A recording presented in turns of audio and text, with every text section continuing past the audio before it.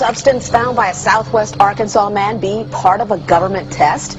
Well, that's the question at the heart of a phenomenon called chemtrails, now getting widespread attention. Well, they say the government is dumping chemicals on us to control or manipulate the weather. And they say the unusual-looking jet trails in the sky are actually chemical-laden chemtrails. People say the government is up there in airplanes spraying all kinds of chemicals to change or manipulate the weather, leaving what you see there, and they call that a chemtrail. So when I look up there and I think are contrails, you're telling me are chemtrails? Yes, that a contrail would be dissipated by now. And it's interesting, Dale and Christina, this is of interest not just in this country, but European countries and frankly all over the world. A lot of folks interested in it. Well, Dave, you mentioned that climatologists and others who study the atmosphere believe that they'd be able to surely spot any kind of signs of an ominous plot. Our journey started in San Diego, California, where thousands of scientists, engineers, policymakers, and journalists gathered for the American Association for the Advancement of Science Conference. One of the topics was the artificial manipulation of the Earth's climate, also called geoengineering. During the meeting, scientists spoke about the plausibility of implementing geoengineering campaigns throughout the world under the guise of preventing global warming. One widely accepted theory was to block the sun by spraying something into the atmosphere. When they were asked about existing aerosol programs, they stated clearly that no such programs have ever been implemented. But strangely, these proposals sounded exactly like what people around the world are claiming is already happening. When I found out that the American Association for the Advancement of Science was going to be held down here and the main body of topics would be on geoengineering, I had to come.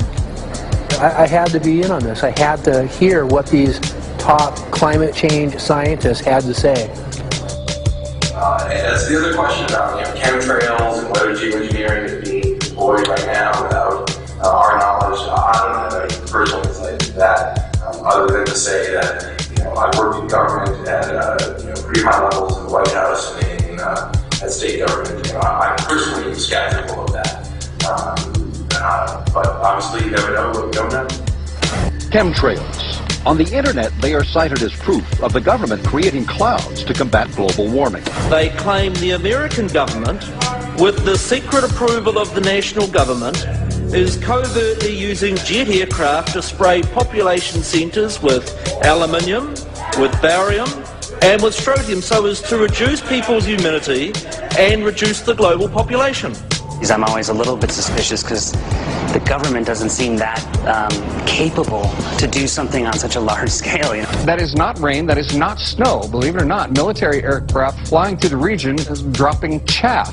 Small bits of aluminum, sometimes it's made of plastic or even italicized paper products, but it's used as an anti-radar issue, and obviously they're up there practicing. Now, they won't confirm that, but I was in the Marine Corps for many years, and I'll tell you right now, that's what it is. What happens here, military jets, some come out of Key West Air Force Base, and they move off into the atmosphere, and they drop mylar strips. Some could be a little wider, some are small glass fibers that are coated in aluminum. And what the Air Force does is they take their military jets and they dump these out of the aircraft, they fall into the atmosphere, and some take as much to a day to fall down.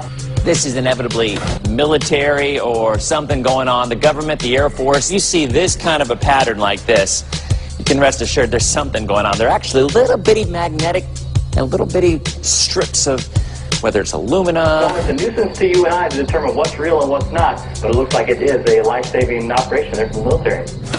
The apparent motive behind this conspiracy theory is one world government. Order, I cannot hear. Mr. Speaker, I want to assure the House that both my ministry and my colleague, the Minister of Health, who have received correspondence on this issue, that this conspiracy theory does not have an iota of truth, and that the trails observed from aircraft simply come from jet engines. Number 9 of order. And I think what an appalling example it is of the new Foreign Affairs spokesperson for the Labour Party that she's spreading conspiracy theories about the United States government. The House has heard sufficient. It is called geoengineering, fighting global warming by putting a chemical dust in the atmosphere and reflecting harmful radiation back into space. We take geoengineering to mean deliberate, large-scale intervention in the Earth's system. There are a variety of schemes that have been discussed for geoengineering. A classic example is injecting reflecting particles into Earth orbit. Nevertheless, there might be some good reasons to think about alumina. It turns out, first of all, there's been a lot of work on the environmental consequences of alumina in the stratosphere. The big deal really is that alumina has 4 times the volumetric rate of forcing for small particles as does sulfur. And that means you have 4 times less surface area for the same rate of forcing. And this is a much bigger deal. You have roughly 16 times less the coagulation rate, and that's the thing that really drives removal. So you could get away, we think, with much smaller mass fluxes. So that's why we see things like in the used aircraft patent from '89, they talk about aluminum. And that's why we're seeing in the surface water samples aluminum. And here's David Keith saying that aluminum has 4 times the reflective volume surface area.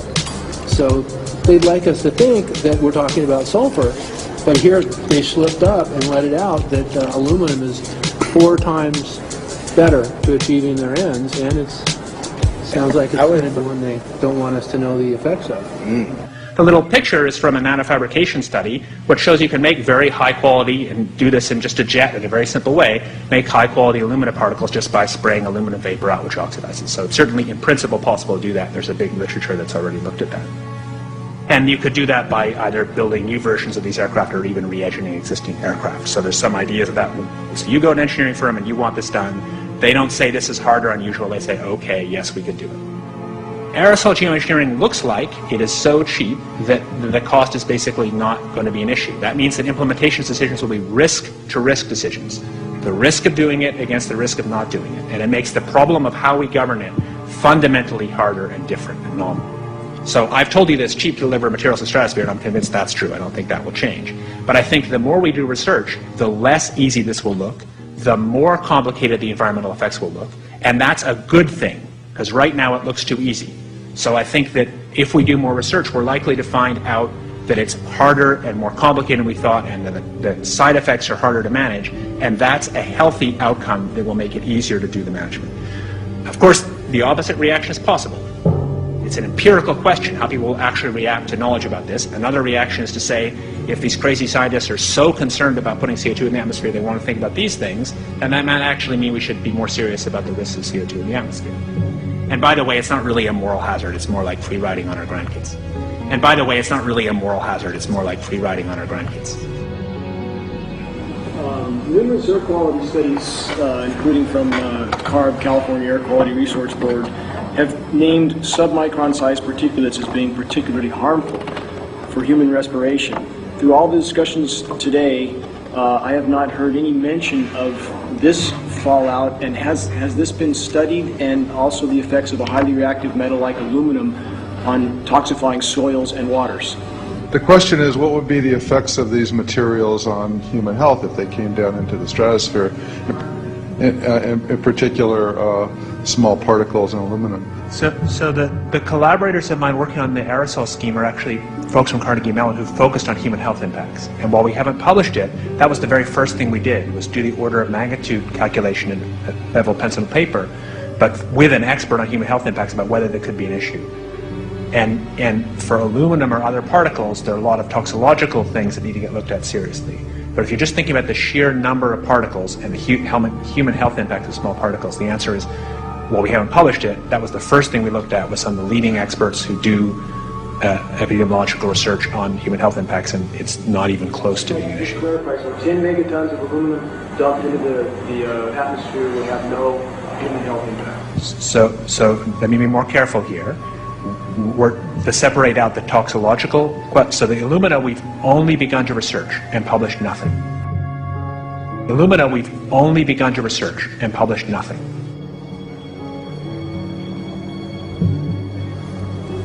Dane looked at him and he said, so you're telling me that spraying 10 to 20 megatons of aluminum, as you said, would have no human health effects? He took a deep breath and he swallowed and he said, let me be more careful here. We haven't done anything serious on alumina, and so there could be something terrible that we'll find tomorrow we haven't looked at it. And that, for me, that was the whole main point of what is going to be coming out to the public. It's the damaging effects of aluminum that are being found around the world in massive amounts. Here's David Keith confronted on this very issue, and he looked, you know, at that point like they just let the cat out of the bag. Mm-hmm. we haven't done anything serious on Illumina, and so there could be something terrible that we'll find tomorrow we haven't looked at. They're proceeding because they have an agenda that's separate from trying to thwart this crisis of global warming. You know, there's obviously several other objectives, whether it's depopulation, control, weapons aspects, communications aspects, all kinds of things, you know, wild cards that we know nothing about. We don't really know, and I'm not going to attempt to speculate on exactly what the agendas are, but we can see clearly the agendas are not benefiting mankind. You know, it's benefiting the agenda of the elite. And so I think the question is, how do you draw the line between some activity that is allowed and doesn't need global governance and activities that do require global governance? Dr. John Holdren has agreed to serve as Assistant to the President for Science and Technology and Director of the White House Office of Science and Technology Policy. I look forward to his wise counsel in the years ahead.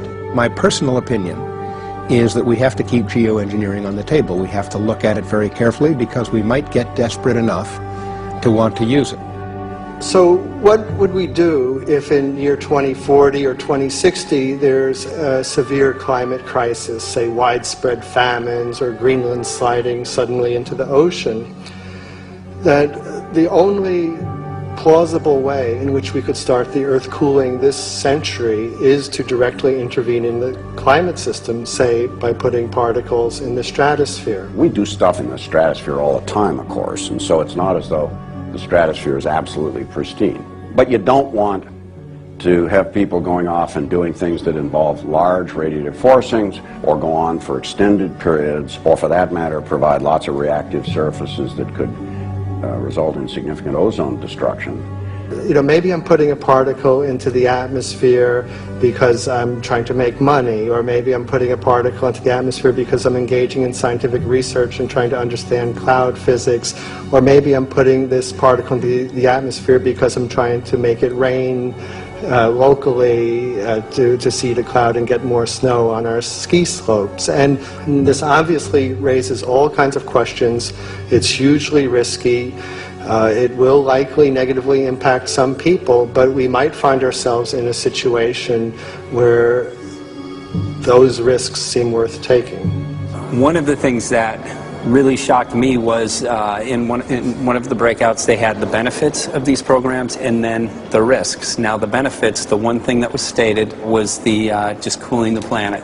You know, some of the risks were ozone depletion, droughts in Africa and Asia.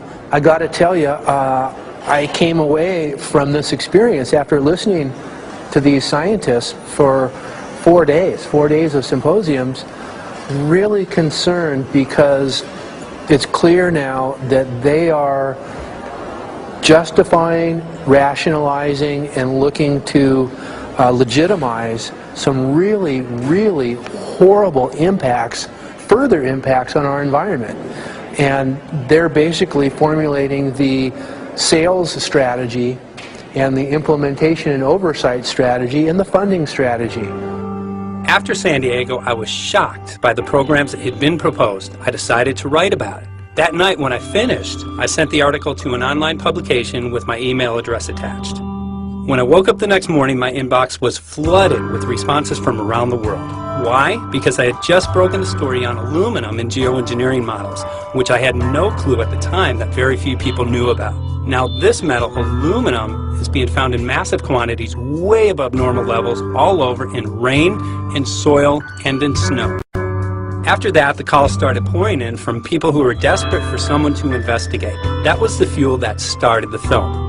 Before we started filming, we had the opportunity to sit down with one of our favorite authors and documentarians, G. Edward Griffin, to find out what he knew about the subject. I'd like to talk for a minute about an issue that's getting more and more attention. That's the issue which scientifically is called stratospheric aerosol geoengineering, also called the chemtrail issue. I'm very aware of the chemtrail versus contrail controversy. As far as I'm concerned, it's an open and shut case. I have been watching the development of jet travel from its very beginning. I used to live near the Los Angeles airport. Remember when the first jets came in and landed, man, they made a big noise. We never heard a noise like that before. And we used to go down and sit at the end of the runway and watch these jets come in and take off because it was a novel experience.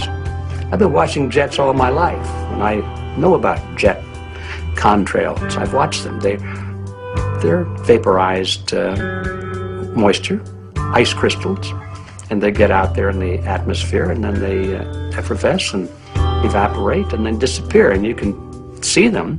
Plane moves along and the little white trail follows right behind it, and usually about 10 or 20 lengths of the plane or thereabouts, and then it's gone. And you can still see them that way, by the way, once in a while. So there goes a contrail. These other things we're talking about are not at all the same phenomena at all. These planes go by and they billow out this white smoke, and it covers the sky from horizon to horizon. It doesn't dissipate at all. And they crisscross each other. And you see this thing cover the sky and turn it milky, and then people start having trouble breathing, and then you hear stories about the aluminum and barium deposits that they're picking up and the residue. And you put it all together, and I don't see how anybody who's got their eyes open and their mind open can come to any other conclusion but that somebody is spending a lot of money and effort to spray the planet. The question is, why? I have my own theories, but I hope that there will be some good investigative reporters go out there and get us the answer. I know that whenever it's finally discovered, and it will be, the people who are doing it will undoubtedly say, oh, well, we did it for you folks. It's for the greater good of the greater number. It's for the society. It's probably to prevent global warming. Or maybe it's to inoculate people against some kind of a dreaded biological attack. We can't go around shooting everybody in the arm, but we can spray them and save their lives. You see how good we are? We're doing it for the benefit of society. I know they're going to, whatever it is, they're going to say it was for your good or mine. Think if we had the ability to steer hurricanes, and the hurricane was going to slam into New Orleans.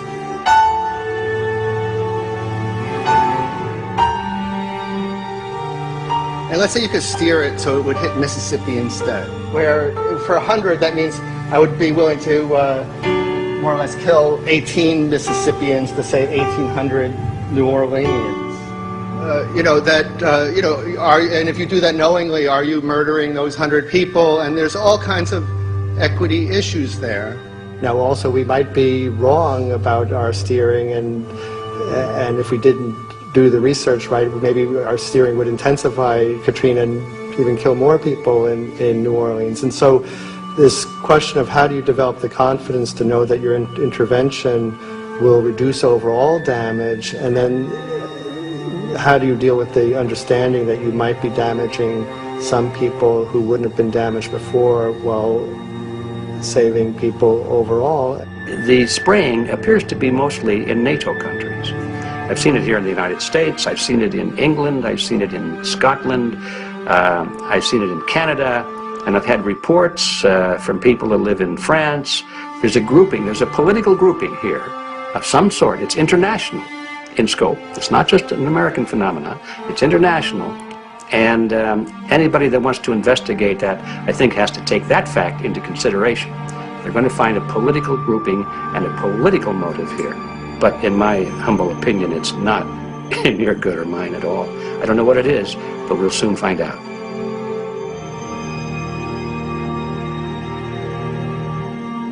I'm sure that if you follow the old advice, which is follow the money, you'll come to the answer sooner or later.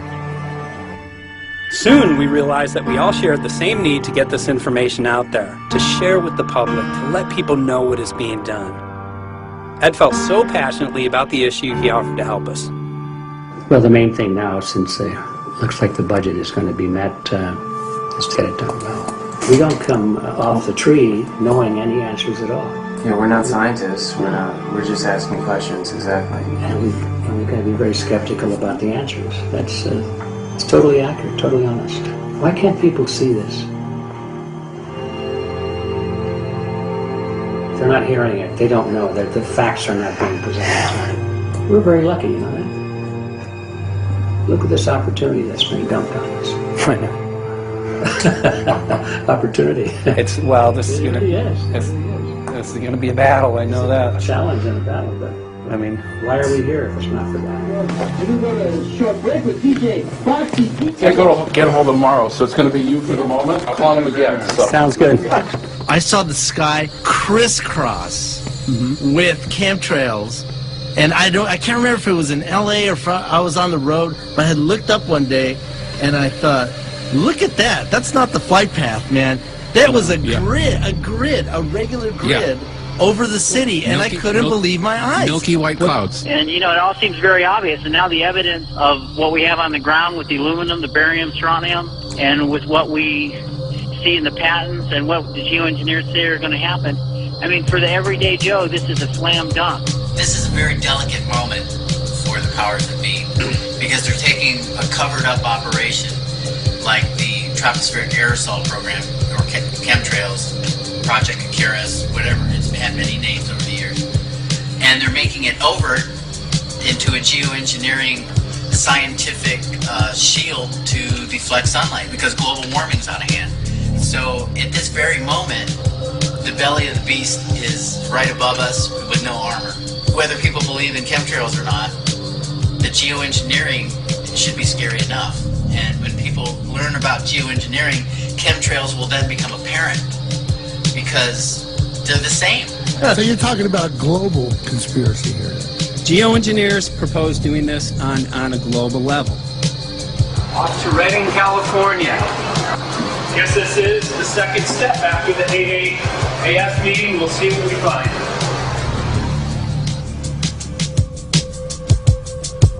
Right here in Northern California at Dana Wigington's house. He owns over 2,000 acres overlooking Lake Shasta. He told me about some of the challenges that they're having up here. Let's go and talk to Dane. We'll see, you know, what's going on his property. We'll see what he's going through and also what action he's taking based on the test results that he has.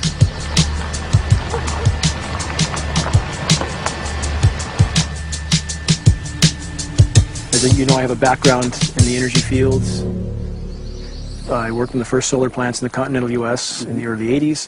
My home was on the cover of the world's largest renewable energy magazine, so this is my background. My goal has been to alert the public there's a mountain of toxic material falling on us, period. Before about 5 years ago, our skies were typically blue, and now you see it's covered with lines and haze, and virtually nothing you see on the horizon, nothing you see in the sky above us is a natural cloud. I mean, it is virtually all the remnants of these aircraft lines that you see fanning out, spreading into clouds, artificial clouds, but the sky is a very dirty look to it. It's not the white cloud blue sky that we had only a few years ago, but it looks like there's some sort of massive industrial activity or forest fires burning over there, and we see that typically every night. You see even down to ground level, the clarity drops off significantly, and we don't see that except for the days when we have these long, lingering trails that spread and cover the whole sky, and on certain days you can see these trails actually dropping vertically like a veil. We assume the particulates are descending, and we have the test to prove that we are being inundated with levels of aluminum and particulates that are literally tens of thousands of times what would already be considered high. So we're not talking about exposure to a slight percentage higher of these toxic materials. We're talking about quantities, for example, off the side of Mount Shasta. If you can pan back, that's a landmark in Northern California, considered to be a pristine water source. Aluminum or snow sample off the side of Mount Shasta tested 61,000 parts per billion. This is just ordinary snow water, and people are drinking this stuff when they're hiking on the mountain. And remember, government action is required at 1,000. This is 61 times over the government limit, and our hikers are drinking this poisonous water on Mount Shasta Mountain itself. Barium, 83. Strontium, 383. So this summer, the people climbing are drinking poison. Basically. I certainly wouldn't want to drink 61,000 micrograms per liter of aluminum. And again, we've already seen in 5 years soil pHs in this area that have escalated 10 to 12 times, and we can prove that conclusively. Well, this is not speculation. We can prove conclusively that these metals have been in the rain. We have duplicate samples. Bachelor of Science in Forestry, International School of Forestry at Missoula. Master's in Zoology, specialized in aquatics. And 35 years with the U.S. Forest Service as a wildlife biologist. And before that, several years with the USDA Soil Conservation Service as a soil conservationist. Also have run the botany programs, range and grazing programs. And I continue that today. Right now I do a lot of master gardener consultation work. When I started this garden back in about 2005 or so, the pH here was 5.5, 5.6. This is the old soil survey of the county. You can look at the page right here. This is my soil right here. It's a Dietz 125, 126 here at my house. And here, the soil reaction pH should be between 4.5 and 6.0. And over there in the pure mud, it's even a little darker. It's 6.8 right there. And what can this do to plant life and ecosystems? Well, you haul one of these things out and you start looking at the little things that are crawling around the soil. A lot of times they aren't there anymore. The little soil arthropods that you can barely see on a microscope, you can actually see movement with this. Little tiny macroscopic, look like little moving pieces of dust. Those start to go away. They're not gone entirely, but they start to go away. This is black oak acorns. You know, this is pieces of cedar wood. You know, come on, folks. This should be very acid, and I'm getting 10 times higher than expected. There's something really wrong here. But you can see all those reports, lots of them. Have over 20 reports here. Well, at least 20. I'd say it'd be closer to 30. All revealing dangerous amounts of aluminum and barium. You know, the science is there that something funny is happening. And the naysayers say, well, so what? Isn't neutral good? Well, no, neutral's not good. Neutral is not good. If your soil is supposed to be 5.6, it should stay 5.6 if you want the forest to be healthy. And if you want to grow a good garden, you have to keep your pH around 6.0, 6.5. I think that we just need to wake up and just look at what's happening, because we can't just ignore it, because it's going to get worse and worse if we just keep ignoring it and pushing it away like, oh, that's nothing. There was mason jars, and they were brand new, sterilized, and that's what we catch the rain in. And then there was a HEPA filter that we tested the air with. Okay, so you caught rain and then you basically filtered air. What did you find? Aluminum and barium. Here's another test that's revealing 375,000 parts per million aluminum, barium at 3,090, and strontium at 345. Yeah, that's from a lined pond with EPDM fish-safe pond liner. There is no chemicals, manufacturing materials at all in that pond liner that's available to the aquatic life. It's designed for that purpose. The well that feeds this pond has been tested and retested. ND, no detectable aluminum, 0. The only other place this pond can receive water is rainfall. We are located on a filtered, forested hilltop, miles and miles and miles away from any industry, highway, and so forth. After several heavy spray days, there was a film that we received formed on the surface of the water, and we tested that crust, and it was aluminum and barium. That after a year and a half's accumulation had 375,000 parts per billion of aluminum in it. It's literally toxic. We can say conclusively that what we see in the sky matches expressly what's outlined in numerous patents, and the materials on the ground match those patents. This material was not there 5 years ago. It is a recent phenomena in the quantities it's in. It has escalated in some cases 50,000% in 5 years in the case of aluminum. From our original baseline reading of 7 parts per billion, which was already high, it has escalated up to 50,000% in 5 years. So we've seen profound changes in that time. Dr. Leonard Time, PhD in chemistry, I cross-checked with him And he says the oxides of aluminum, barium, and strontium will drive your pH into the close to from an acid soil like this up into the neutral. There's no question about it. And that's exactly what you see happening. Wow. I have a doctorate in inorganic chemistry from Oregon State University, in which I was working with different metals and oxidation states, and then did a postdoctorate work at Brandeis, where I was working stabilizing off oxidation states of different metals. The goal is to sort of figure out how everything fits in the dynamic equilibrium of life. I was working with Francis up in Mount Shasta, and he showed me some rainwater analyses that had to do with levels of aluminum, strontium, and barium in the atmosphere. So I feel the major toxin in these chemtrails is the aluminum. And from the levels we were looking in at Mount Shasta, this is totally, totally unacceptable. When you get to metals and biological systems, you're no longer talking about the bulk aluminum that people think about when they're drinking from soda pop cans and that. So once it gets to the aluminum oxide stage, it just forms a plaque within your arteries and shuts down life. When you take elements that normally aren't out in the environment and you start putting them in the environment, it raises some serious red flags. Aluminum is a very specific, nasty in biological systems. It takes that site and it never lets go, and it shuts down the site, and that's it. And so as you accumulate aluminum over time, it causes major neurological damage because it ends up as aluminum oxide that's essentially stuck in place and can't be flushed out by normal systems. At the core of everyone's condition, there's always some level of toxins. And aluminum is known to have cancer-causing effects. The half-life is decades.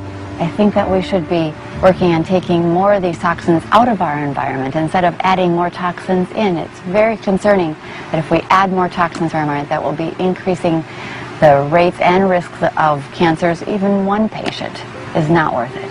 So sad that they would consider putting aluminum in our environment to affect something when they could be causing so much more damage.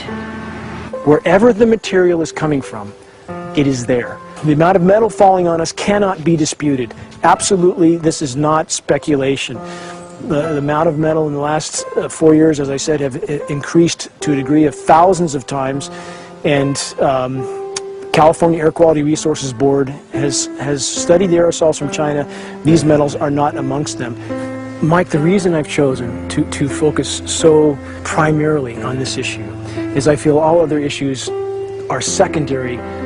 What could be a greater priority than not being able to walk out your door and take in a breath of air without sucking up heavy metals? If our land base is being poisoned, if our waters are being toxified, what will we have left to work with? Whatever we choose to focus our time and energy on, whatever our political beliefs, that this is a common ground for all of us. We must have air that we can breathe that's not full of toxic chemicals and metals. We must have water that's not completely laden with whatever is being emitted from these aircraft. And if people stopped to consider that the atmosphere is as thin as a layer of paint on a basketball, it is an extremely thin layer that allows life to exist on this planet. To simply treat it as a physics lab and experiment with it until it is broken beyond repair is folly of unbelievable proportion. And if people understood that this sort of experimentation not only is going on, but has been going on for a very, very long time. Going back 50 years, there's been countless climate manipulation, weather modification programs that the vast majority of the public is completely unaware of. And if they think that this is not true, that certainly that somehow they would have known if it was occurring, I would ask them to look at things like Agent Orange and the things that governments do because they can, because there's no one to stop them, because they have these huge military machines that want to control everything. And in fact, the government's own document, perhaps you may have seen, it's available to any online, is called Owning the Weather, an expressed goal of our government, and not just our government. He told the Associated Press that the American government has created weather tampering techniques so that the New World Order will be able to starve millions of Americans and to control the rest. There is weather control techniques. Number one, the entire patents on the equipment. Number two, Senator Claiborne Pell's complete statement and story of his own that not only does it exist, but that we even utilize it as far back as the Vietnam War. Well, Murph, we're going to do what we can. Let's see what we can do. You got the scientists behind you. The scientists are with you, so at least this scientist is with you. I may not have $1 million budget, but I've got enough to show that something's dreadfully wrong. You got it. All right. So Arizona will be this Monday, the 21st. Senator Johnson up in Show Low. So we're going to be in the car a long time.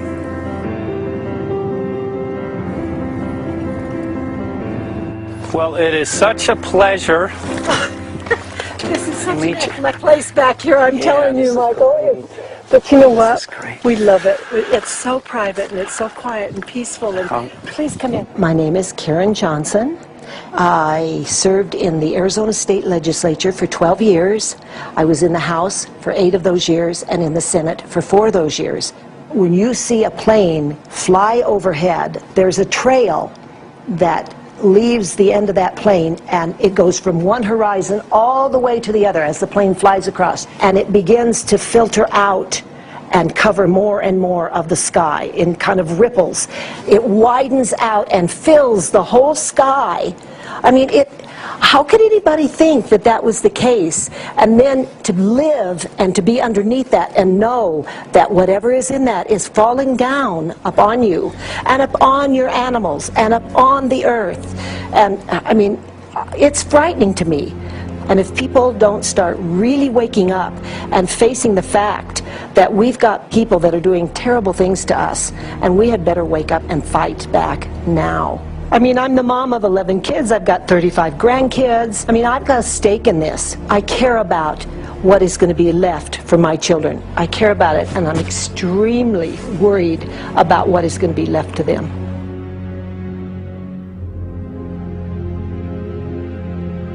Aluminum is toxic, and we know that it's accumulative, and we know that we're getting more. So we're absorbing it in the air, we're drinking it in our water, so we are accumulating more. So the thought of more aluminum being dispersed in our environment in the way that you mentioned is very frightening to us and very disturbing to us. Those of us who have done any research on this are really quite concerned that we are ill-informed about this issue, and mostly that it's being done. Aluminum is toxic. We know that it is. We can debate as to the amount of toxicity that is going to be disturbing the body, but as far as really accepting the fact that it's accumulative, it's synergistic, then we have to conclude that it's not a good idea to put it in our atmosphere, especially when we know we're getting increased amounts, and especially since we know that the scientific communities around the world are pointing a finger at the heavy metal toxicities, at the toxicities that we're absorbing in the day-to-day food that we eat and the air that we breathe. The concern is off the charts about why is this happening? Why is this being allowed to be sprayed continually all over the United States, all over the world? Who is paying for this? I mean, the incidence of Alzheimer's has just skyrocketed, which evidently has to do with an accumulation of aluminum in the brain cells. I mean, I think almost every family has been touched by a member as they get older having Alzheimer's. And it's a horrible disease. And to say that, well, this just came because people drank soda pop out of aluminum cans, you know, when my father passed away with Alzheimer's and he didn't ever drink soda pop, you know, that explanation doesn't ring true with me. And so I'm wondering, how much did this chemtrail spraying back in the Illinois area affect him?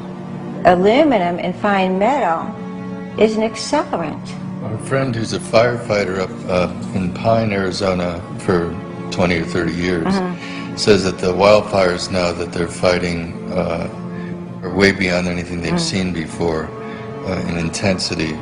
And when you look at the air samples and you see the fine particles of aluminum, which is very flammable, and magnesium settling on the trees, this is causing unprecedented savage wildfire. But if you look at this, you can see these are parts per million. They sent this to me, and I just found this to be extremely interesting because we should have like 2 parts per million of aluminum in our air. And this is saying that there's 39,000 parts of aluminum. That's astronomical. Barium is high. I mean, these are way off the charts of what people should be breathing or what's coming down on them. And, you know, if people wonder why their health is deteriorating, why they're having to go to emergency rooms, why they can't breathe, you know, why they're getting Alzheimer's, this has been planned. We have elites, I don't know what you want to call them, one worlders, Illuminati, I don't know, whatever you want to call them. But with these people that don't care about the average person, they only care about themselves, their greed, their power, and if they eliminate, you know, 2/3, 3/4 of us from the planet, so much for the better for them, because then they don't have so many people to have to herd around and worry about. So this is a lot what this is about, and this is very, very alarming and scary. I mean, where is this stuff coming from, and why? Why is this kind of stuff being put out there? You know, I've heard different explanations about, oh, we need to cool the planet, all this and that. But if people are up there trying to cool the planet, why do they need all this kind of stuff in it? The explanations just never have really rang very true. And as I'm setting up the equipment, she looked at me, she said, all these trees here are dying. And I said, what? She says, all these trees in here are dying. So I thought, well, I'm going to test for aluminum, because that's one of the key things in the programs that we're talking about, and titanium. And I took some of this bark sample and tested it, and it came back positive with aluminum and titanium. Then I started traveling around California, noticing the same thing. In Lake Tahoe, there was a lot of the same type of bark, all through Sacramento area and Davis. Just about everywhere I went, I was noticing this silver white bark. What I think is happening is these chemicals are getting down and destroying the roots. And then as they come up, they're going out into the bark. Those 2 right there are the ones that are just, it just hurts so bad to see these 2, because look how old and big they are. We probably lost 40 trees right here on our 10 acres. Every week, every other weekend, we'd see another tree that was beginning to die. And I mean, it's just so sad, we just cry. And to think that that might have something to do with it, along with their other explanations, would really, really frost me. Every time you lose a tree, you know, it's not good, it's just sad. And there's another one over here in this little group of trees here. Don't you feel better when you stand up and fight than if you crawl down in a little hole and go to sleep? You know, I mean, my gosh, people, your families are out there, children are out there, your grandchildren. I mean, you've got to do something to help.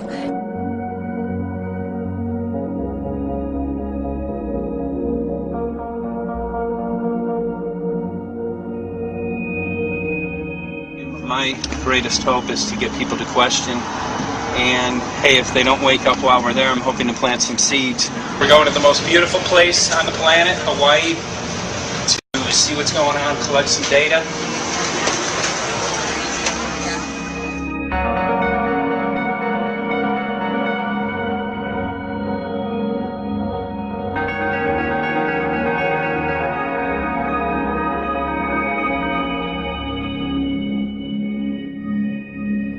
Thank you for having fun with us. Hope you enjoyed the trip. Have a great vacation, or welcome home if you're lucky enough to live here. Thank you.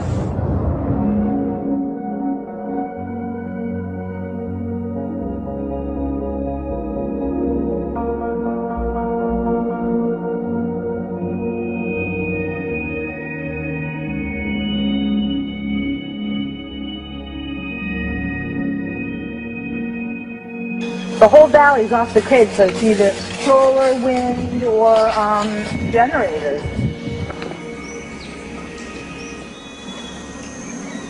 Look at this, man. Yeah, the mind can't even conceive of a dream of this. Right. Yeah, right. Even coming here, and one would never think, you know, in paradise that it's getting destroyed. And they're doing it island style. They do it off the island, right? They do it off the island, so they don't, you know, you don't see the chemtrail airplane.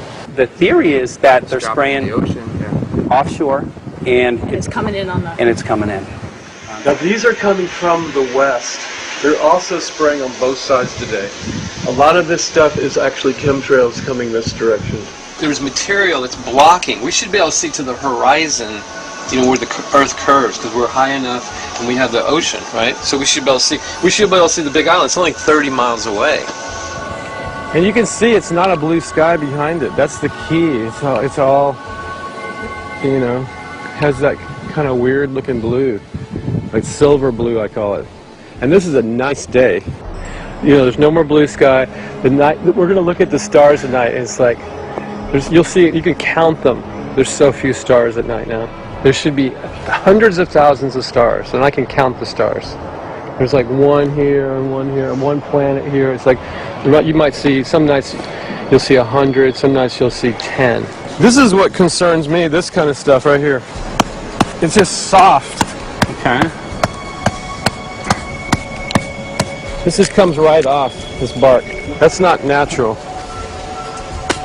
For I've seen hundreds of thousands of coconuts, and I've never seen it falling apart like that. Look at this, you guys. I've never seen anything like this. They used to trim trees all the time in the Big Island. I've never seen anything like that. That's why I'm concerned. Not an easy task that you have here on the island. I could see the skepticism because it is so far beyond anybody's reality.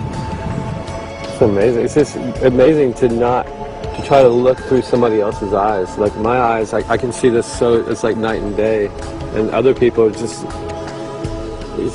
the illusion is just so deep. What do you think would happen if everybody awakened to what was going on and what the plans were of geoengineers? I think they'd have a revolution in Hawaii if people really understood what was going on. What's your concern for? I know that you love the land here. What's your concern about the chemtrails? Well, that we won't be able to live here and grow our own food, and that our health is going to be compromised. You think it already has been? Yes. And the thing is that they're doing it every day here, every day. So it's hammering, micro doses every day. And then, of course, it's getting in the environment, and of course, it's weakening the plants. And it takes a couple years for this to actually weaken the plant. So we're asking for GMO taro. We're asking for GMO papaya because we can't grow our natural seeds. We can't be sustainable. We can't truly, you know, be here as God created us to be. So my friend convinced me to do a hair analysis on my daughter. So we went ahead and cut close to her scalp and got some really recently grown hair and sent it in. I was just sure that my daughter's hair was going to be so clean with the lifestyle that we live. And lo and behold, it came back and her levels were really high in aluminum. This is the chart here. This is the reference range, and this is where my daughter is. 23.1. Aluminum. The skies are covered with a white mist, and I look up at night anymore and I don't see the deep, dense stars that I used to, and I can't help but think this obviously has something to do with my daughter's health. I don't know where else these heavy metals are coming from. Yeah, I mean, look how old she is. She's been isolated here. And she's... here. Anybody looking at the situation would be like, this is paradise. This child should be like superhuman. Organic foam. And here you are getting all this heavy metal stuff. She has highest level aluminum on the chart. Never had a vaccine either. Folks, these people are playing God. They are playing God. They're manipulating the weather and they're spraying stuff into the sky. They are trying to geoengineer everything, including your plants and trees and your ocean. Well, tonight, we're just hoping that instead of not looking at it, you'll start looking into it, because I really believe from the bottom of my heart that we are in a real crisis. I really do. They are proposing dumping 10 to 20 million tons of aluminum into the upper atmosphere. What does aluminum do? It changes the pH of soils, which is toxic to plant life. Also, it's very toxic to human health. Are they doing it? Well, let me tell you about my experience and what we found. We have much evidence that not only suggests, but I believe prove that they are happening. Jeff, what's going on? And as I promised, we're joined right now by a very special guest, Michael J. Murphy, currently on location in Hawaii. He's working on a documentary film called What in the World Are They Spraying? Michael, welcome to the program. Great to speak with you today.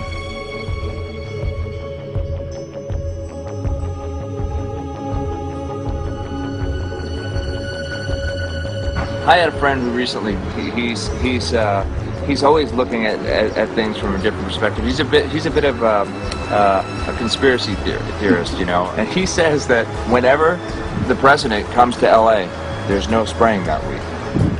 Could you have a better place for an interview? I mean, look.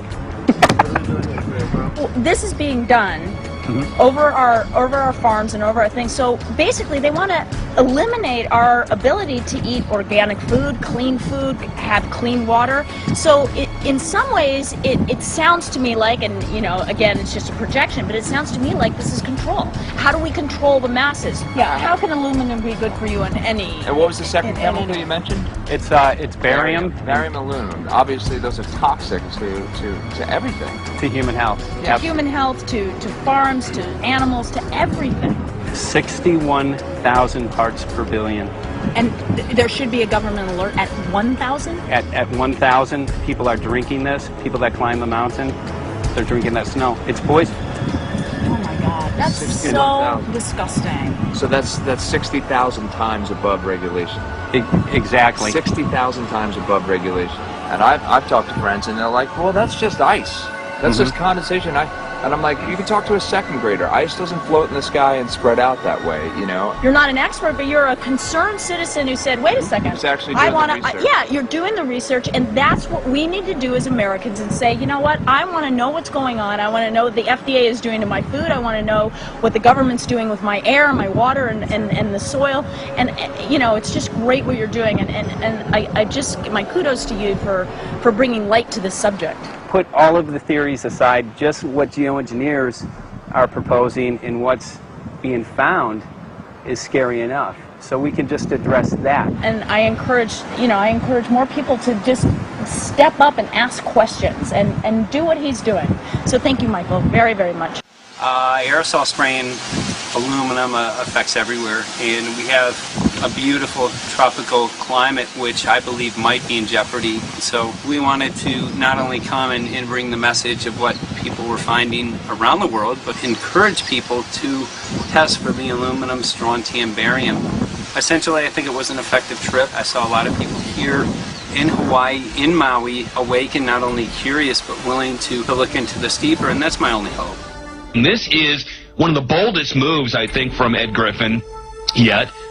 This is the taboo topic that nobody's supposed to talk about, and that is aerosol spraying. Now, we've got tons of documented proof of errant aerosol spraying. It just blows my mind that the whole essence of humanity has always been to look up into the sky and ask why. Though there are no limitations, there's endless space, an endless universe. Now, in the 21st century, we're not allowed to do that. Anyone who looks up and sees the giant grids and the X's in the sky that weren't part of our existence until just a decade or two ago is somehow called a kook. And the people that are the best and biggest proponents for the revolution and for liberty, they don't want you to talk about it because you could discredit them. It seems to be an industry that's being built up to milk the taxpayers by undergoing some kind of a giant global spraying program to make all kinds of money on the project, and they don't seem to care really what effect it has. They're not trying to experiment to see if humans can survive it or anything like that. They just want to get this stuff up. And then we discover, as we're going further down the line, that there are companies generating genetically modified organisms, seeds, modified seed crops they're being engineered to resist the aluminum in the soil. And a lot of crops won't grow in that. And so now, after they've messed up the soil, all the farmers were going to have to go back and buy seeds that have been genetically engineered to resist the aluminum that have been put into the soil. And all of a sudden, mankind is completely dependent upon these companies like Monsanto and other giant agricultural firms. You can't even grow natural seeds anymore.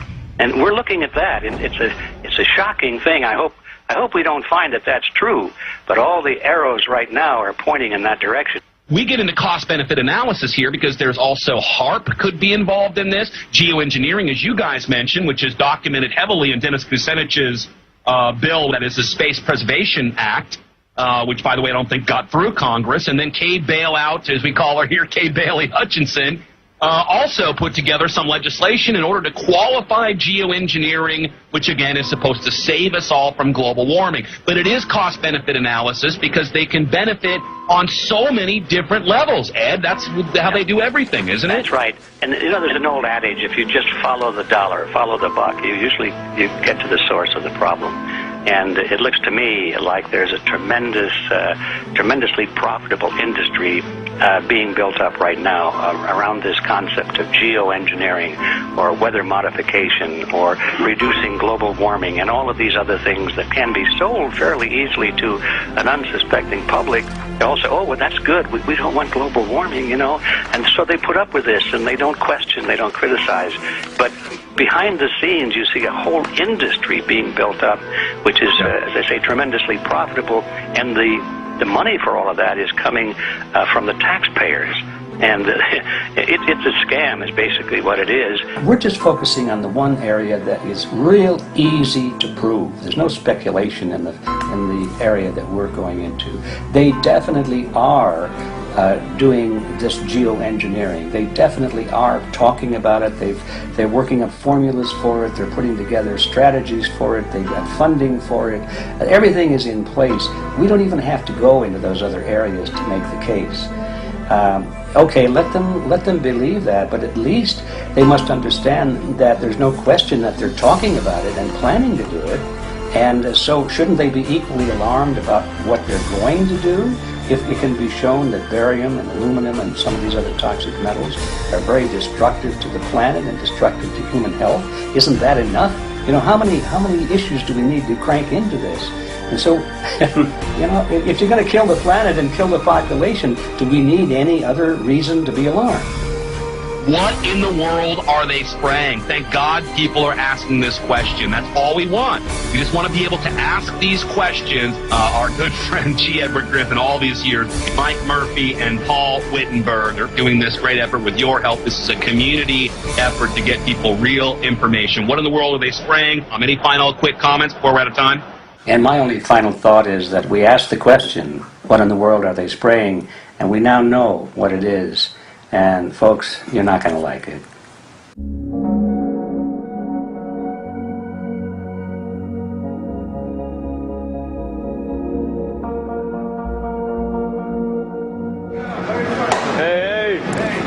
I'm Peter Vreken. I'm from Belgium. I'm 54 years old. I can't believe it myself. I'm a very happy and grateful person. We are doing the job the police, the Justice Department, or the Environmental Department should have been doing.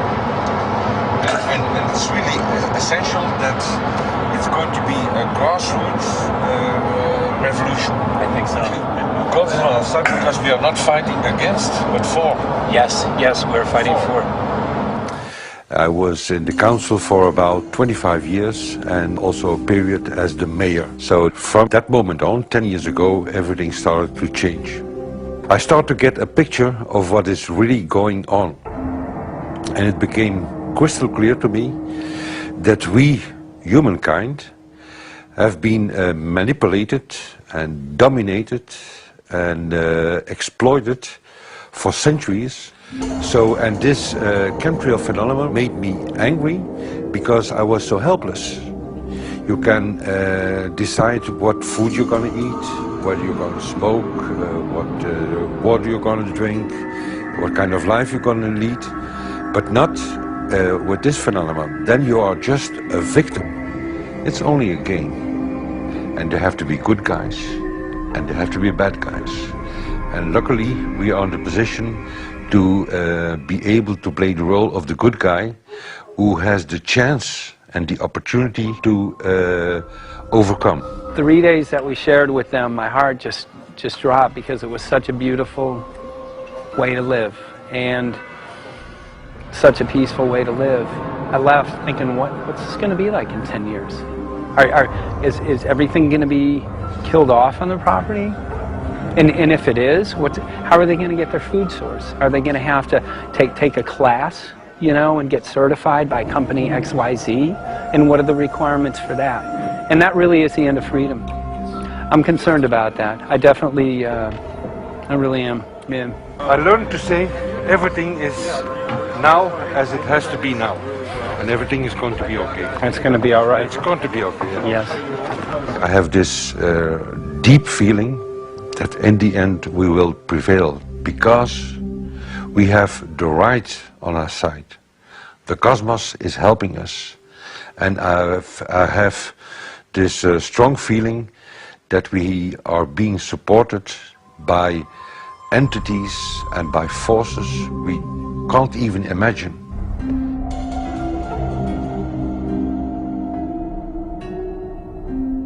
Here for the first time we have this scientific proof that we are being spread.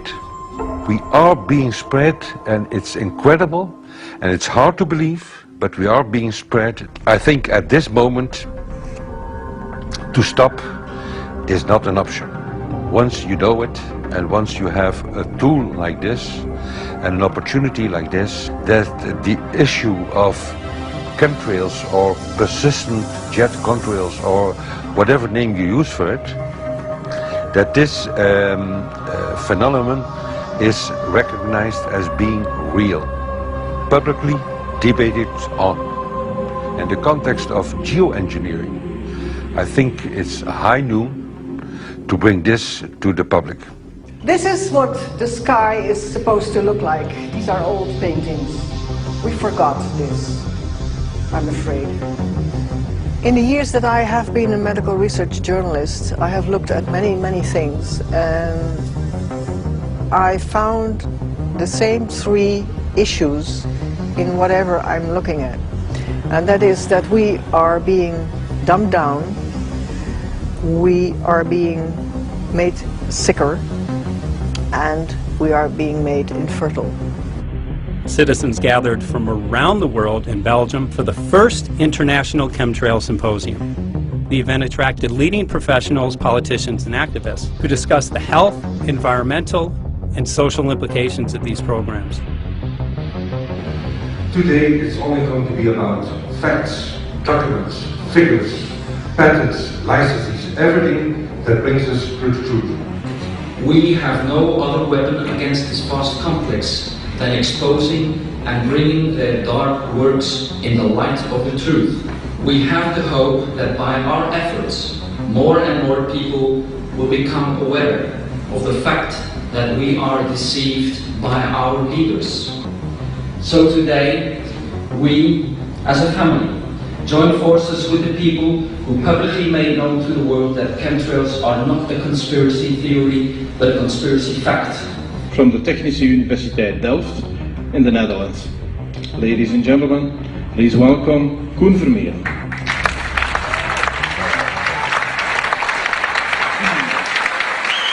Well, I'm Koen Vermeeren. I'm a university professor of Delft University of Technology. Usually people are with their heads to the ground in their own two-dimensional space and they don't look up. But if you do, you see more and more spaces like this. And it worried me too. I have no explanations to our students about these phenomena. And then I studied it myself and I found out that I couldn't give them the answers they wanted, because I think that the phenomenon is not natural. It's not natural what is happening, and the explanations that are given to us are not enough for me. If you look at them from a scientific point of view, the first thing a scientist does is trying to explain something. Because I'm smart and my students are not as smart yet, so I have to give them answers to questions. But if you ask most scientists honestly, they cannot answer all your questions. If people are using climate control all over our heads, I want to know about it. I want to know the consequences, I want to know the health impact, I want to know everything. I need, as a teacher in my university, to give answers to my students. And they have good questions. And I don't have the answers. And I want to know. Excellent. And we should discuss this. Ladies and gentlemen, for here you in the auditorium and for all over the world, Michael Murphy.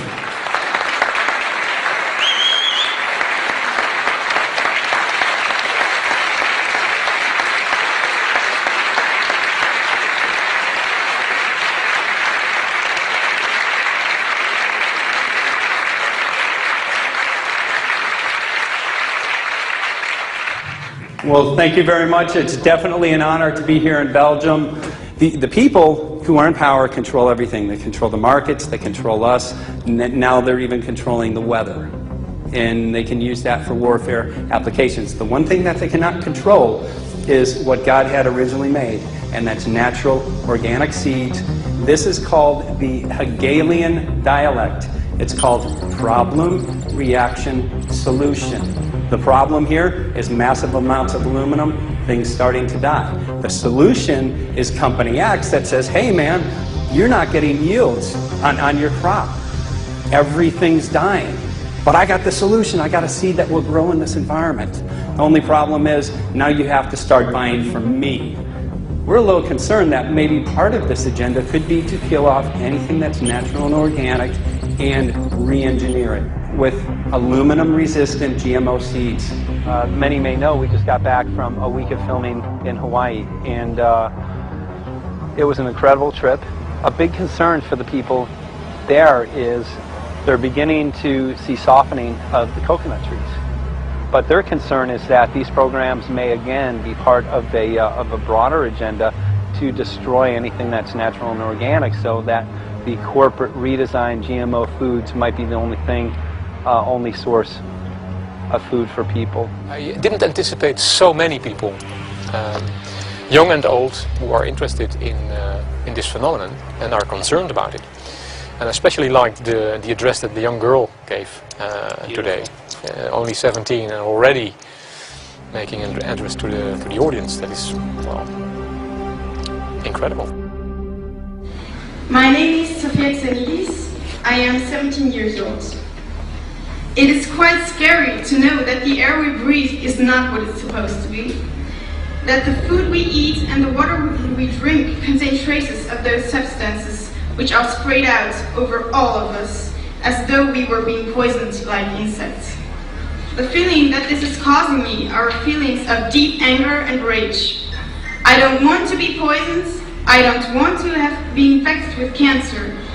And I'm just so angry that this global poisoning can be going on such a massive scale, and not enough is being done to stop this crime. A clear answer to one question. Are we being sprayed? Have we been sprayed? And is it their intention to spray again and again? What are we going to do about it? How are we going to deal with it? How are we going to stop it? I know the answer. There is only one person who can stop it. Did you know that? You are. You are the person, the one you have been waiting for.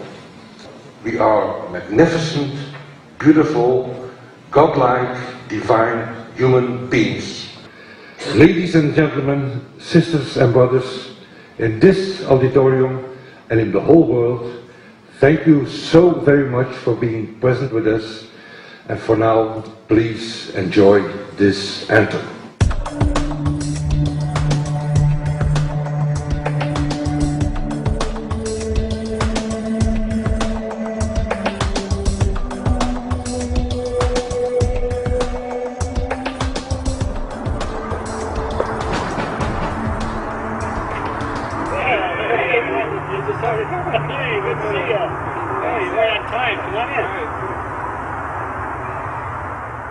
So, anyway, I'm glad that the weather's been good for you fellas so far.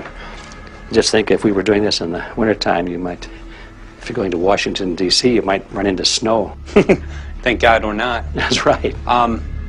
You know, it's interesting because of the different weather modification programs. There's something like, I think, right around 32 in the continental U.S.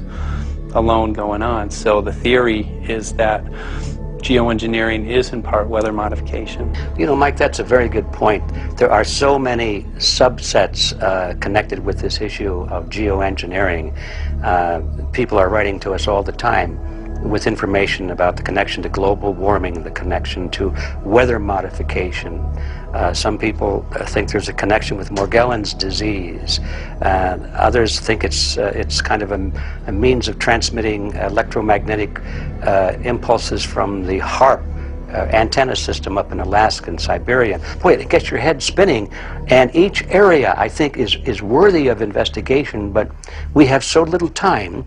I think it's wise for us to stay focused on just the aerospraying and the toxic effect of these chemicals and the destruction of the planet and the damage to human health. What more do you need than that to convince people that we have to put a stop to it? So to stay focused, I think, is our mission on this one.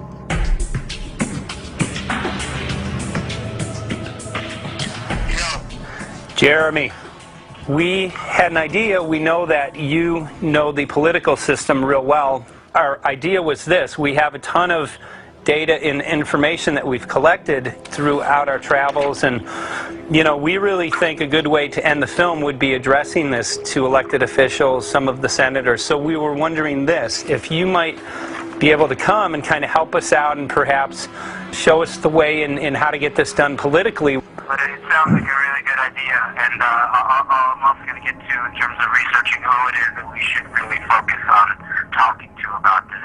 At the very least, if we could make it impossible for them to claim that they don't know at this point, we can strip away their plausible deniability that they haven't heard of the data that points to geoengineering stratospheric aerosol operation already going on. At the very least, it should be very interesting to go to District of Criminality and put some people on alert. Yeah, you have a lot of enemies in Washington. That's where all the power comes together and the money, you know. So there are people there, I'm sure, that just don't want us to do this job. But I'm glad you're going, and you'll find out.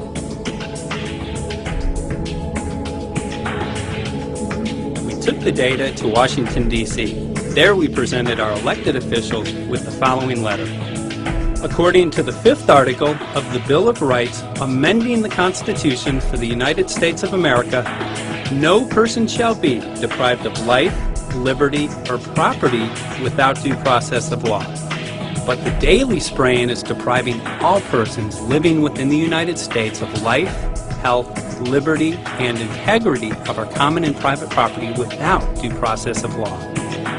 As a representative of the people of the United States of America, we insist that you do everything in your power to protect us and immediately put a stop to geoengineering spraying at once.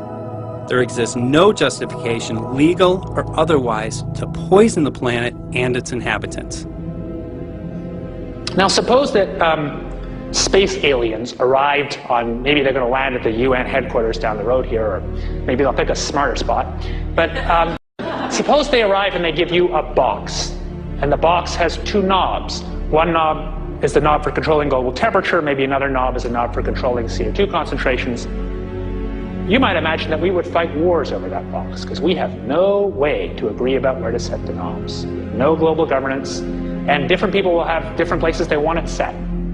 Solar engineering is like chemotherapy. No one wants it. But we all want the ability to do chemo and to understand its risks, should we find ourselves with dangerous cancer. How long does it last up there? The lifetimes are years. What, Years, couple of years. And then it what, precipitates out, or Yeah, that's correct.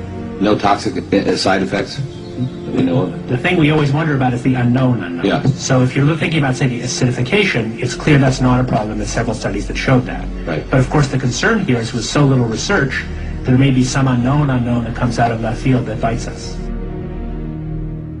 My name's Mike Murphy. I'm a filmmaker in from Los Angeles. We're covering an issue called geoengineering.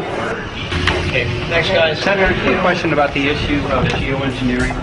I'm afraid I don't know what you're talking about.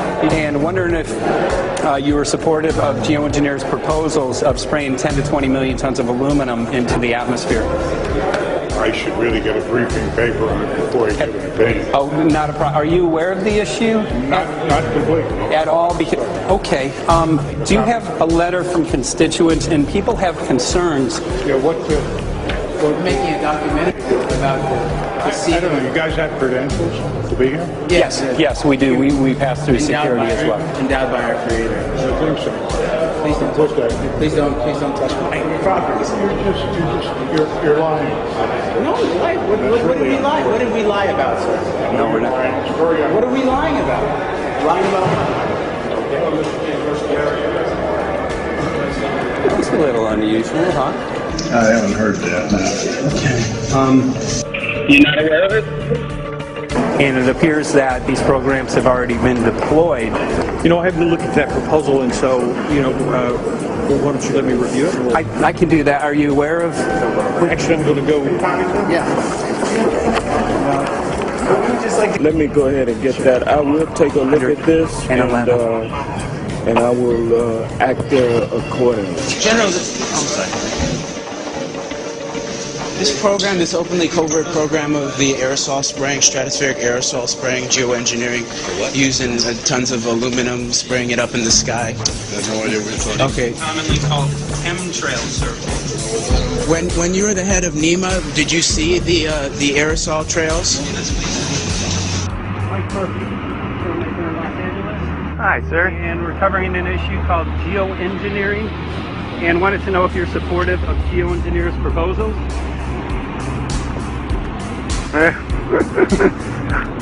Congressman?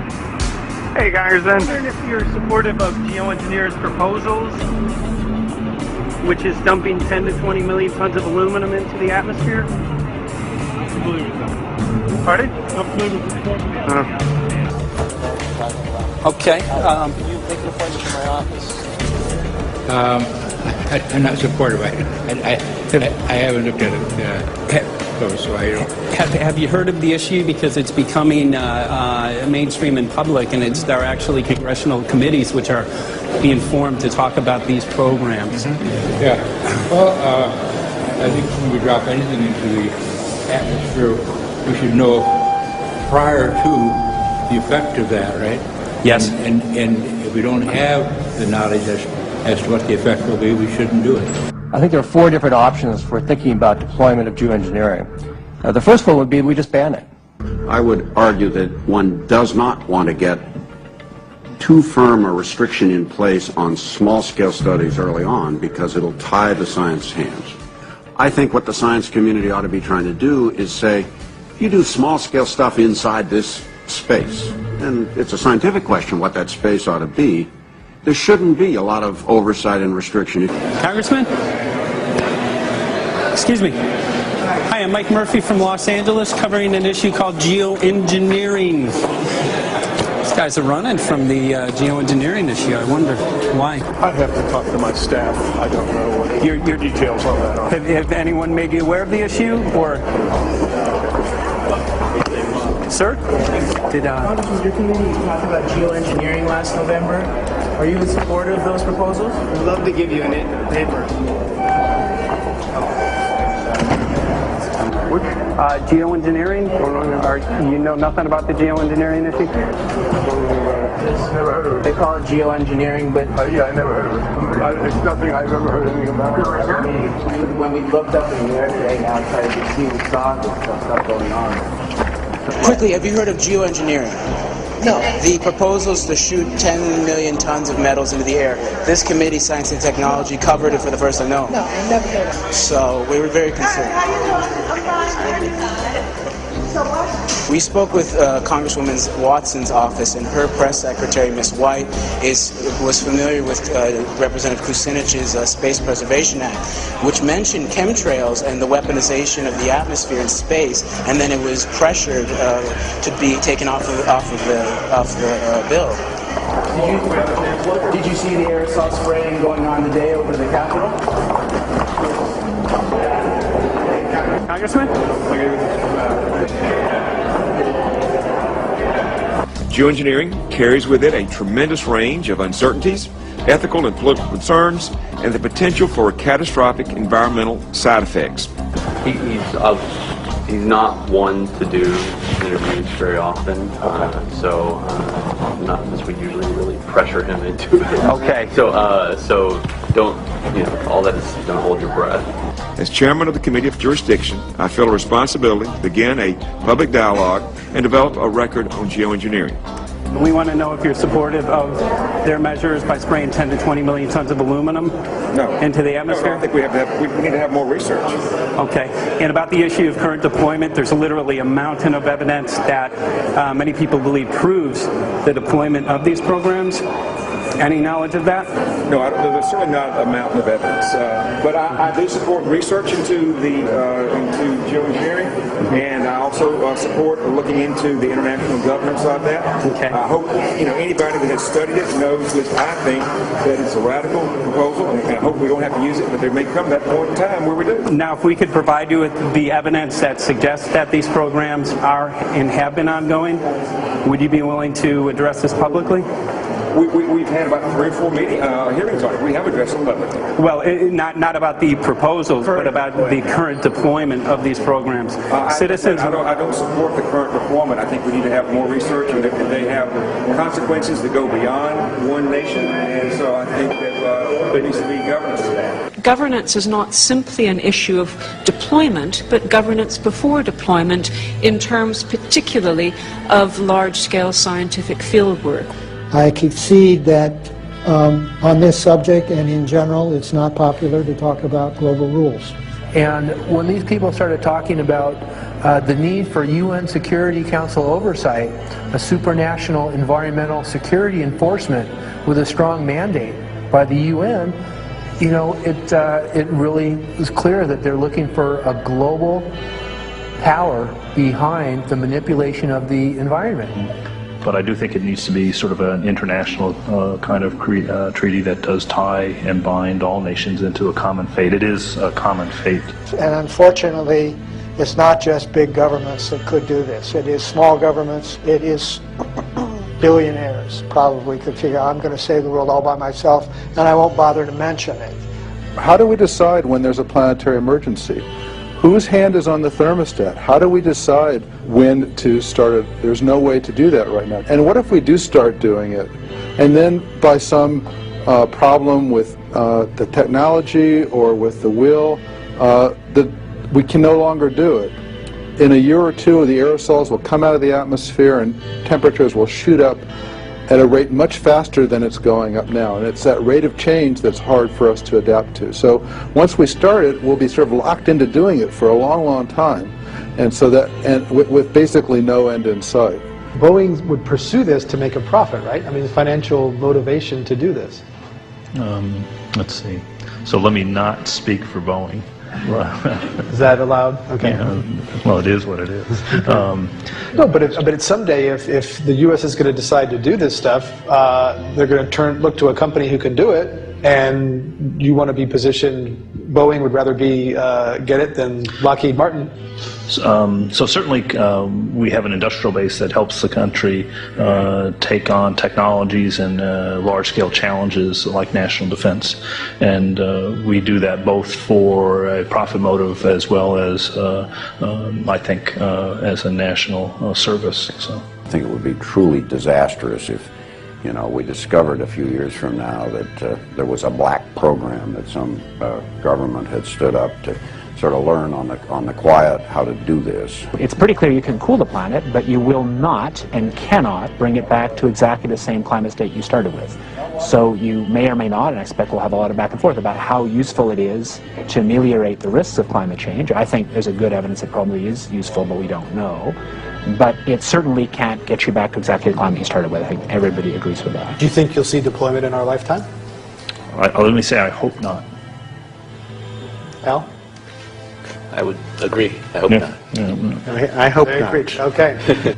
I see this as something like an evacuation plan. That you build big dikes. Maybe that's the emissions reduction to try to keep the flood from wiping you out. But that if that flood should come, that you'd like a plan for what to do in the event of that catastrophe. So I see these options more as a catastrophic response option and not as a way to reduce risk of everyday climate change. You would advocate mitigating consumption of beef as a means of accomplishing your objective? Yes. How would you suggest going about that? You can't. I mean, it's your job to decide what to tax and what not to tax. Obviously, if you wanted people to behave differently, you give them incentives and disincentives for behavior. But I'm sure that's the answer you wanted to hear, Mr. Smith. If only my time had not expired. Thank you, Mr. Chairman. Because there's literally aluminum and barium contamination found around the world, believed to be from these programs. Like, look today over the Capitol, looks like they're deploying some type of aerosol. Did you see it? No, I didn't, but good to see you. In a James Bond scenario, some rogue rich guy puts some airplanes in the air and sees the clouds. What is to prevent that? Okay, are you aware of the issue? You do it too, yeah. Are you in support of those proposals? What is your take? I don't know anything about it. I've got a chair here. Okay, we'll give you a letter on that. Yeah, this is a letter from constituents. Okay, great. Excellent. And many people believe that these programs have already been deployed because mass contamination has been found. Geoengineering programs, stratospheric. Got it. Yeah. Spraying from airplanes. Okay. So what is happening, people from around the world are finding contamination. Let me take care of this and I'll talk to you when I come back. I'll be back. He's here. Thank you very much. We see that even though we might make the average temperature of the planet about right, the rainfall patterns change some from today. And some places become warmer and some places become cooler. So there are going to be winners and losers in this geoengineering activity if we were to do it. But nevertheless, as David has said, there are reasons why we might consider doing it. Many people are deeply concerned about it because of the toxicity of aluminum, and it has been addressed to Congress in various committees. Would you take a look at a letter from some of your constituents addressing the concerns? Excuse me. Okay. Can I give you a letter from constituents? Are you aware of their proposals of dumping? Gotcha. Thanks. Well, I'm not familiar with it, so I don't know what they're doing. Okay. Well, geoengineers are proposing just that, dumping aluminum and barium into the atmosphere. Why would they do that? Aluminum is a precious metal we can use. Well, the stated goal is to actually cool the planet. However, there's a... Sounds strange. Right, exactly. So they're proposing dumping these metals into the air to block the sun, essentially. We're here to find out what members of Congress are... I hope we would have a strong hearing on that before we decide to do it. I would hope so. And there's plenty of evidence that not only suggests that these programs have been deployed, because we're finding contamination of aluminum and barium on the rain, snow, and soil. Okay, thank you. Thank you. LA County has seen a 200% increase of Alzheimer's over the last decade. Tons of ground and water samples showing high levels of aluminum all around our state. Why don't you give me all the information you have I have some very good people I will assign it to. And if you get it to Mr. Lavelle, okay. He's got my card and send me an email. Sounds great. We'll be in touch. We are Okay. investigating this, and there's literally a mountain of evidence that suggests that these programs are move going that on. mountain over to us. You Let got us it. take a look at it. And look up, Thank keep looking you. up into the sky, and you'll see some of it. Oh, okay. You will. You can All see right. the aerosols being sprayed out of airplanes quite a bit. Okay. So thank you. Yeah, the future of humanity is definitely dependent on it. So we're counting on people like yourself to take some proactive steps. So thank you very much, guys. You're very welcome. Appreciate Thank it. you. Thank you. Right.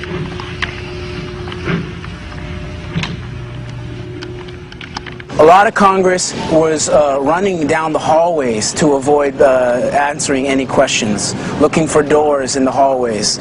So apparently the war is against all of us, and we're all in a hostage crisis. People who took an oath to uphold and defend the Constitution are not only know this is happening, are participating in this. And all of us have a duty to stand up and speak out about it.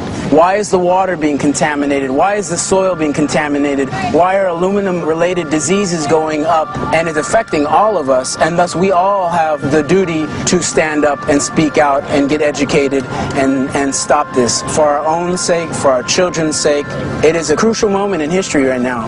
The human beings, we need to decide whether to live on our knees while being sprayed and poisoned every day, while being under a continual threat, or whether we are going to stand up and live as free human beings and seek truth, justice, peace, and freedom for all of God's children. So as you can see, we're ending our film here in Washington, D.C. We've made many public officials aware of this. Most of them either denied any knowledge of this, or they simply were unwilling to address the situation with us. So as you can see right behind the White House, we do have aerosols behind us. The spraying has continued. What is the solution? Is the solution here in Washington, D.C.? Clearly, this is one of the solutions, but the solution is not only here, the solution is within you. This issue affects all of us so deeply. So you need to look inside. Please get active, get involved, start spreading the word with growing awareness. About 90% of the population, we believe, is unaware of this issue, which means 90% of the people who normally might do something if they knew are not doing anything because they are unaware. So please look into your heart, use whatever skill you have to get the word out. The future of humanity is dependent upon it.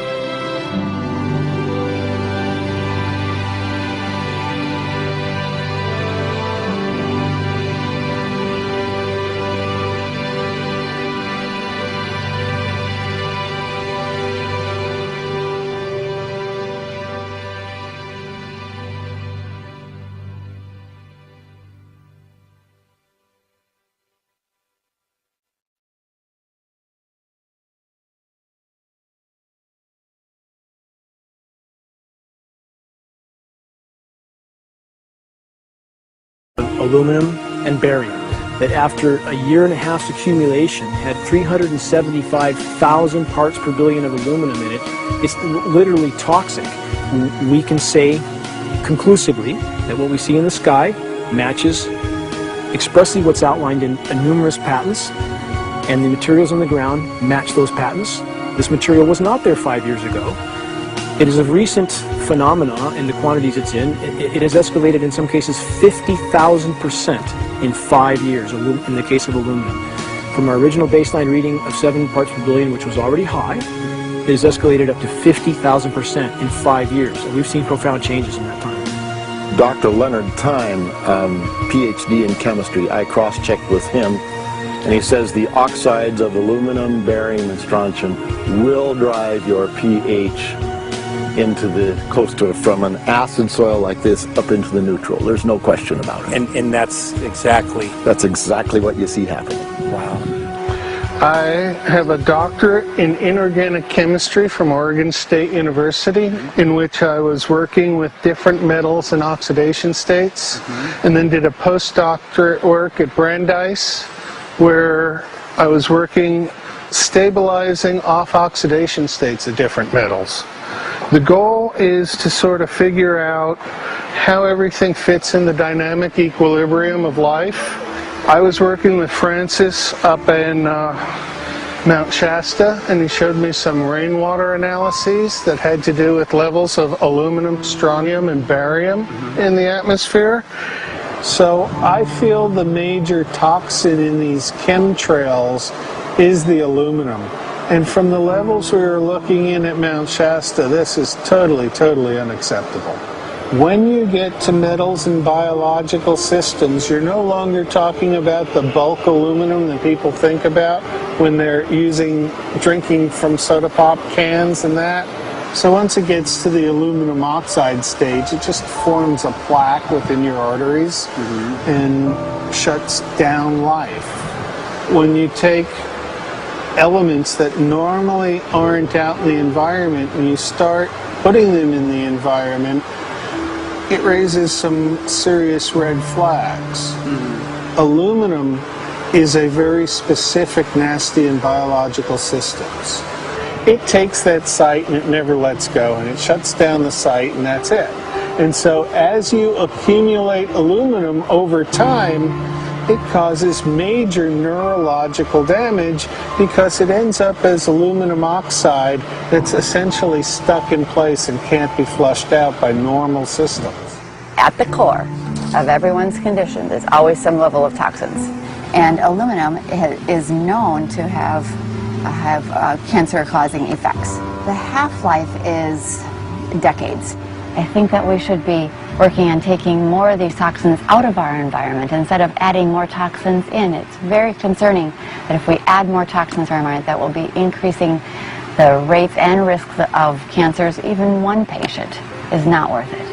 So sad that they would consider putting aluminum in our environment to affect something when they could be causing so much more damage.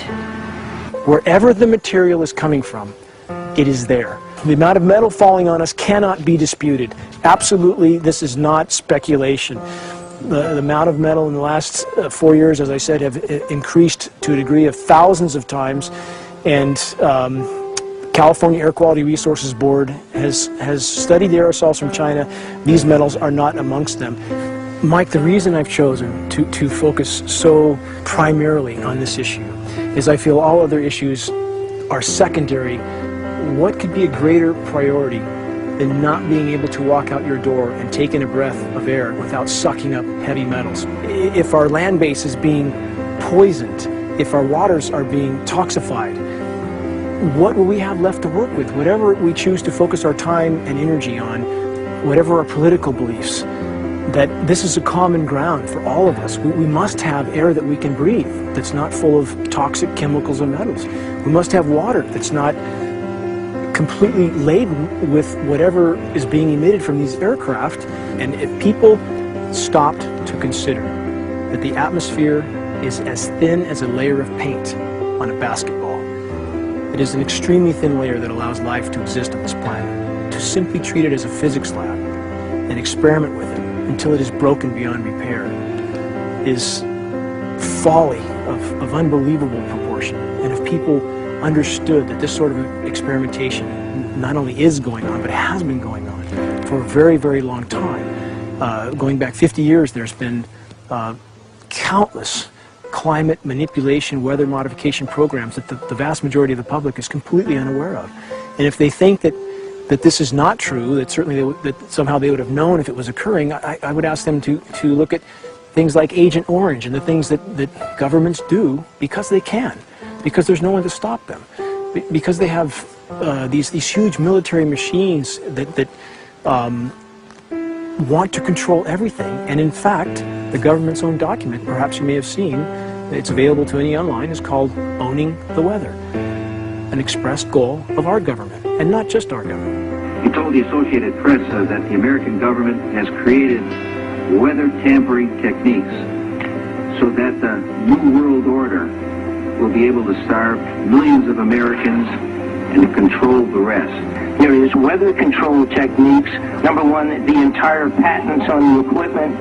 Number two, Senator Claiborne Pell's complete statement and story of his own that not only does it exist, but that we even utilized it as far back as the Vietnam War. Well, Murph, We're going to do what we can. let's see what we can do. You got the scientists behind you. The scientists are with you, so at least this scientist is with you.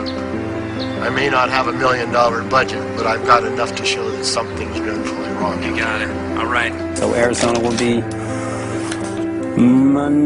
this Monday, the 21st. Senator Johnson up in Show Low. So we're going to be in the car a long time.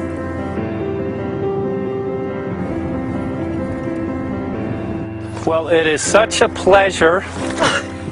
This is such an excellent place back here, I'm telling you, Michael. But you know what? We love it. It's so private and it's so quiet and peaceful. And please come in. My name is Karen Johnson. I served in the Arizona State Legislature for 12 years. I was in the House for 8 of those years and in the Senate for 4 of those years. When you see a plane fly overhead, there's a trail that leaves the end of that plane, and it goes from one horizon all the way to the other as the plane flies across, and it begins to filter out and cover more and more of the sky in kind of ripples. It widens out and fills the whole sky. I mean, how could anybody think that that was the case? And then to live and to be underneath that and know that whatever is in that is falling down upon you and upon your animals and upon the earth. And I mean, it's frightening to me. And if people don't start really waking up and facing the fact that we've got people that are doing terrible things to us, and we had better wake up and fight back now. I mean, I'm the mom of 11 kids. I've got 35 grandkids. I mean, I've got a stake in this. I care about what is going to be left for my children. I care about it, and I'm extremely worried about what is going to be left to them.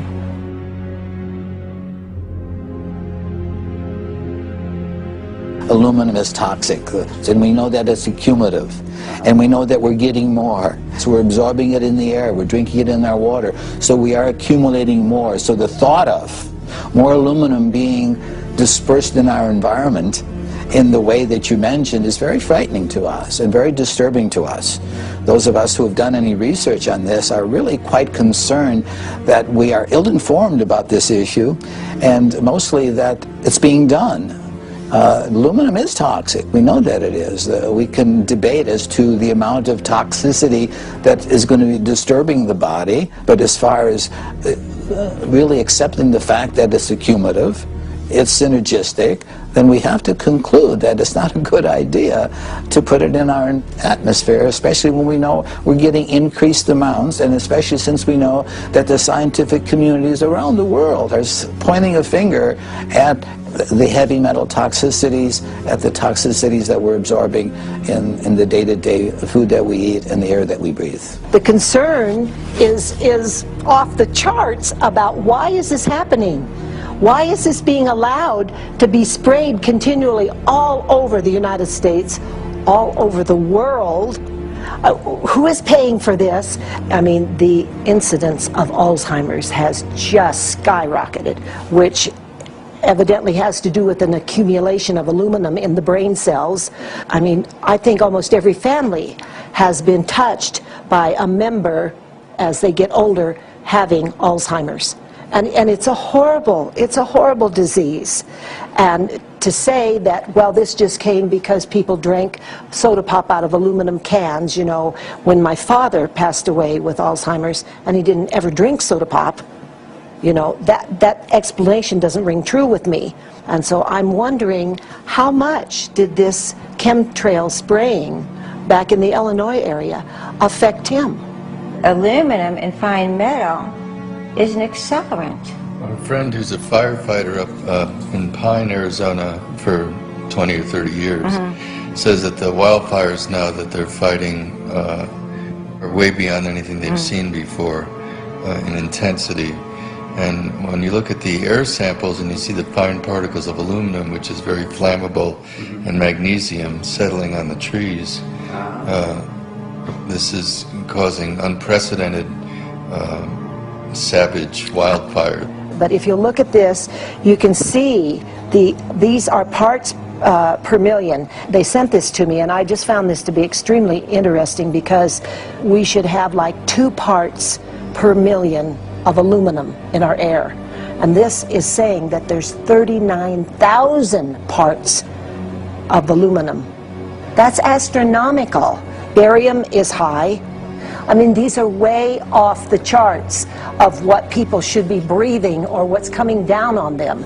And, you know, if people wonder why their health is deteriorating, why they're having to go to emergency rooms, why they can't breathe, you know, why they're getting Alzheimer's, this has been planned.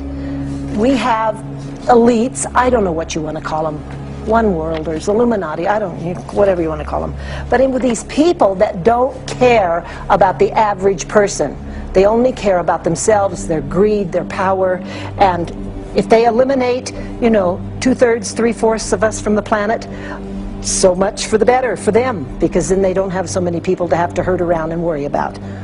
So this is a lot what this is about, and this is very, very alarming and scary. I mean, where is this stuff coming from? And why? Why is this kind of stuff being put out there? You know, I've heard different explanations about, oh, we need to cool the planet, all this and that. But if people are up there trying to cool the planet, why do they need all this kind of stuff in it? The explanations just never have really rang very true. And as I'm setting up the equipment, she looked at me, she said, all these trees here are dying. And I said, what? She says, all these trees in here are dying. So I thought, well, I'm going to test for aluminum, because that's one of the key things in the programs that we're talking about, and titanium. And I took some of this bark sample and tested it, and it came back positive with aluminum and titanium. Then I started traveling around California, noticing the same thing. In Lake Tahoe, there was a lot of the same type of bark, all through Sacramento area and Davis.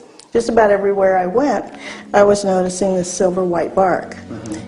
What I think's happening is these chemicals are getting down and destroying the roots. And then as they come up, they're going out into the bark.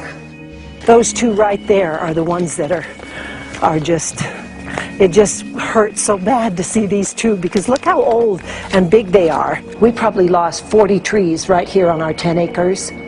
Every week, every other weekend, we'd see another tree that was beginning to die. And I mean, it's just so sad, we just cry. And to think that that might have something to do with it, along with their other explanations, would really, really frost me. Every time you lose a tree, you know, it's not good, it's just sad. And there's another one over here in this little group of trees here. Don't you feel better when you stand up and fight than if you crawl down in a little hole and go to sleep? You know, I mean, my gosh, people, your families are out there, children are out there, your grandchildren. I mean, you've got to do something to help.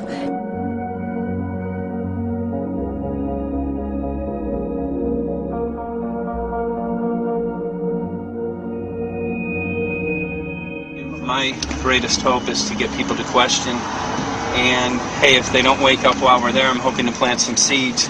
We're going to the most beautiful place on the planet, Hawaii.